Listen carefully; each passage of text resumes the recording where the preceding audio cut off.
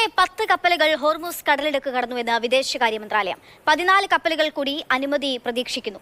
Iran നാവികസേന വെടിവെച്ച വിദേശ എണ്ണ കപ്പലുകളിൽ ഇന്ത്യക്കാരായ ജീവനക്കാർ ഉണ്ടായിരുന്നുവെന്നും വിദേശ മന്ത്രാലയം അറിയിച്ചു.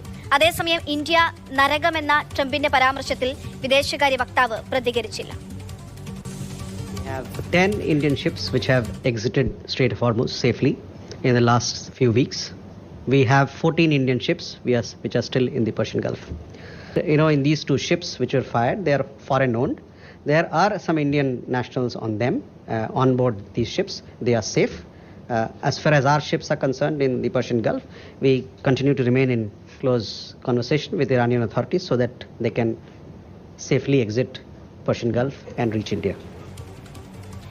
പി ബസന്ത് വിവരങ്ങളുമായിട്ടുണ്ട്. ബസന്ത്, നിലവിൽ പ്രതിപക്ഷം കേന്ദ്രത്തിനെതിരായി ഉന്നയിക്കുന്ന വിമർശനങ്ങളിൽ പ്രധാനം എന്ന് പറയുന്നത് തന്നെ അമേരിക്ക പറയുന്നതനുസരിച്ച്, ട്രംപ് പറയുന്നതനുസരിച്ച് മോദിയും സർക്കാരും പ്രവർത്തിക്കുന്നു എന്നുള്ളതാണ്. അവിടെയാണ് ഇപ്പോഴും ഒരു മറുപടി ഈ വിഷയത്തിൽ നൽകാതിരിക്കുന്നത്.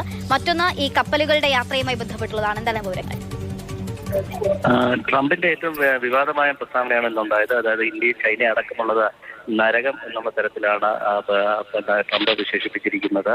അതോടൊപ്പം തന്നെ ലാപ്ടോപ്പ് ചുമക്കുന്നവർ എന്നുള്ള തരത്തിലാണ് ട്രംപിന്റെ ഇന്ത്യയും ചൈനക്കാരെയും കുറിച്ചുള്ള അഭിപ്രായം. പ്രധാനമായും ഈ ജനനത്തിൽ അമേരിക്കയിൽ ജനിക്കുന്നവർക്ക് സ്വാഭാവികമായി പൗരത്വം ലഭിക്കുന്നതുമായി ബന്ധപ്പെട്ട കേസിലാണ് ട്രംപിന്റെ ഒരു അഭിപ്രായ പ്രകടനം ഇപ്പോൾ ഉണ്ടായിരിക്കുന്നത്. വലിയ വിവാദമായ ഈ പ്രസ്താവനയെക്കുറിച്ച് വിദേശ മന്ത്രാലയം അഭിപ്രായമൊന്നും പറഞ്ഞില്ല. കണ്ടു എന്ന് മാത്രമാണ് വിദേശ വക്താവ് രൺധീർ ജയ്സ്വാൾ കഴിഞ്ഞ അല്പസമയം മുമ്പ് പ്രതികരിച്ചത്. മറ്റ് വിശദാംശങ്ങളിലേക്ക് കടക്കുന്നില്ല എന്നും അദ്ദേഹം പറഞ്ഞു. മറ്റൊന്ന്, ഹോർമൂസിൽ കടലിടുക്കിൽ 14 കപ്പലുകൾ കൂടി കുടുങ്ങിക്കിടപ്പുണ്ട്. ഇവരെ വിട്ടയക്കുന്നതുമായി ബന്ധപ്പെട്ട് ഇതിന്റെ അനുമതിയുമായി ബന്ധപ്പെട്ട ചർച്ചകൾ പുരോഗമിക്കുന്നുവെന്നാണ് ഇപ്പോൾ വിദേശ മന്ത്രാലയം വ്യക്തമാക്കിയിട്ടുള്ളത്. പി ബസന്ത് ഡൽഹിയിൽ നിന്നും വിവരങ്ങൾ നൽകിയത്.